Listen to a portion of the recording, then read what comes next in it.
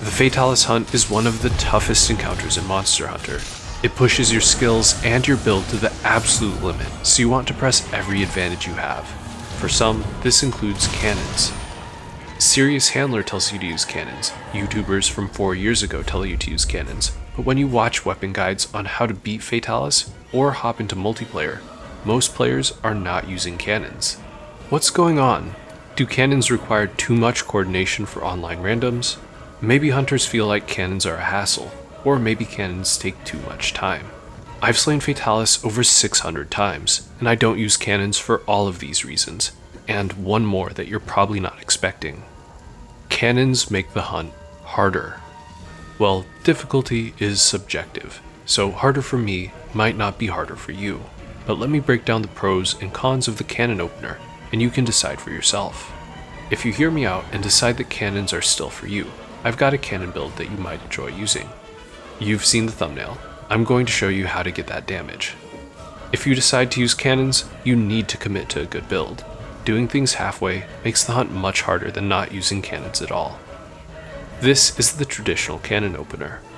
You fly in with your ghillie mantle, load and aim the cannons, swap to a sturdier mantle, and fire away. Ballistae and cannons deal artillery damage. If you deal enough artillery damage to Fatalis, it falls over. The idea behind the cannon opener is that you shave off a sizable chunk of Fatalis' health, risk-free at the start of the hunt. But there's a cost to starting the hunt this way. When you knock Fatalis down with artillery, getting a second artillery topple requires even more artillery damage than the first. If you don't use cannons, the roaming ballista in Phase 2 deals enough artillery damage to get your first artillery topple. This is the main reason hunters skip cannons. The roaming ballista requires less time and coordination than cannons.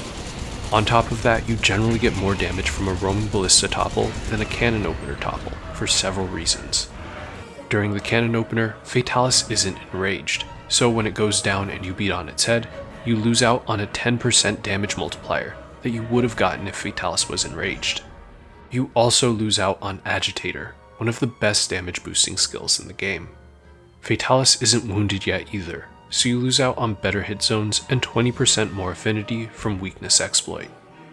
You also haven't taken damage yet, so you can't make use of conditional buffs like Coalescence or Latent Power. Several weapons take a while to ramp up to max damage, so all of those weapons are losing out on damage when you open the fight with cannons. You can offset these downsides in solo with a specialized build, but in random multiplayer hunts, there's no guarantee your teammates are building around cannons. Your damage might be fine, but everyone else's damage suffers. Keep in mind, damage is not just for beating the 30-minute timer. If you don't deal enough damage to Fatalis' head, it gains blue flames in Phase 3, which becomes a one-shot fiesta, and you've set yourself up for failure. So let's try to optimize cannons. Let's say you and your team manage to enrage Fatalis, wound it, get set on fire, and max your weapon damage before using cannons. Now cannons seem pretty okay, but there's one thing we're forgetting. Each phase of the fight ends when Fatalis' health falls below a certain threshold. Getting a Phase 2 topple is much more valuable than a Phase 1 topple, because you're shortening a harder part of the fight. Phase 2 is significantly harder than Phase 1. Fatalis gains new moves, and can transition freely between his two movesets. Fortunately for cannons, you can still get a second artillery topple if you put in a bit of work. Remember, if you get the cannon topple, the roaming ballista by itself is not enough. You'll need additional artillery damage from the other ballistae or cannon for a second topple. This doesn't sound too bad, but those artillery pieces are completely stationary, which makes them dangerous to use. Okay, so maybe you'll skip the second topple if it's too difficult. Well, if you consult the pros and cons chart, you must get the second topple in order for cannons to be worth it. If you don't get the second topple, then you've shortened Phase 1 at the cost of a longer Phase 2. Cannons have made the hunt harder. If you can only get one artillery topple, skipping cannons is always better. This is before we even factor in the extra time all of this adds onto a 30-minute hunt.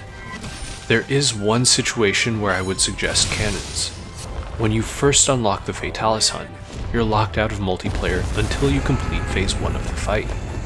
If you're struggling to get past the tutorial, I recommend using cannons to reach phase 2 and unlock multiplayer. I wanted to give cannons a fair chance, so I made a really good build for cannon openers with gear you can farm before fighting Fatalis.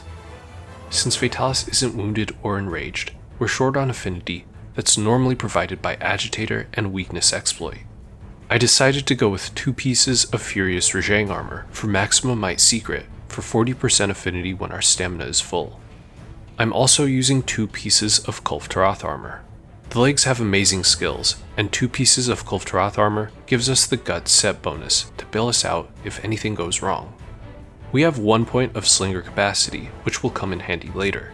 You absolutely must have 2 points of Heavy Artillery, because they double the damage of Ballistae cannons. I've slotted them into my Rocksteady mantle. The rest of the build is designed around squeezing out as much damage and part break as possible. The Greatsword is our weapon of choice, because it doesn't need to ramp up its damage, and, at least for what we're doing, it's easy to learn. I'm using Lightbreak Blade because of its high raw damage. We don't have sharpness management, but that doesn't matter because we're swapping builds before we lose purple sharpness. I eat for Attack Up and Bombardier. Bombardier increases artillery damage by 10%, so whether you plan to use the cannon strat or the roaming ballista strat, I recommend always eating for Bombardier. After I load into the quest, I buff up with Mega Demon Drug, a Might Seed, and Demon Powder, before putting on the Ghillie Mantle.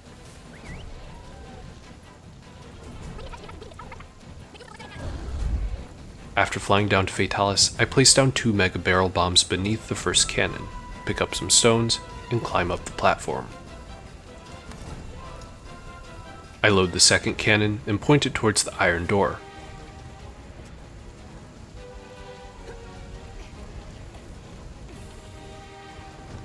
I load the first cannon and point it towards Fatalis. I then swap on my Rocksteady mantle. Remember, I've slotted 2 points of Heavy Artillery into the mantle, which gives us double damage from cannons. Rocksteady also keeps us from flinching when Fatalis roars, so we can fire the cannon even if it notices us first. Fatalis will charge towards you, not towards the cannon. You want to wait for it to start worming over before you move, so its head hits the Mega Barrel Bombs. Fatalis should now be lined up perfectly for the second cannon. After you fire the second cannon, roll off the platform and start hitting its head. Don't charge the first 2 hits or you might not have enough time to fully charge your final hit, which deals the most damage. Deploy a smoke bomb before Fatalis gets up. This will force it to look around and give you the chance to wound its head.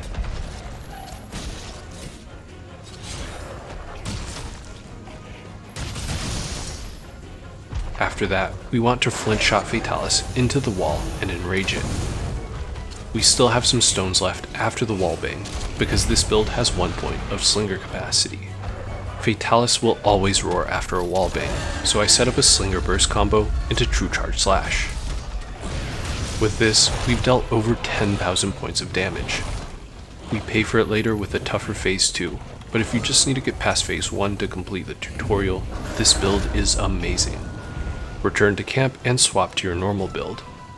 If you want the best longsword builds for Fatalis, without using Fatalis gear, check out my previous video.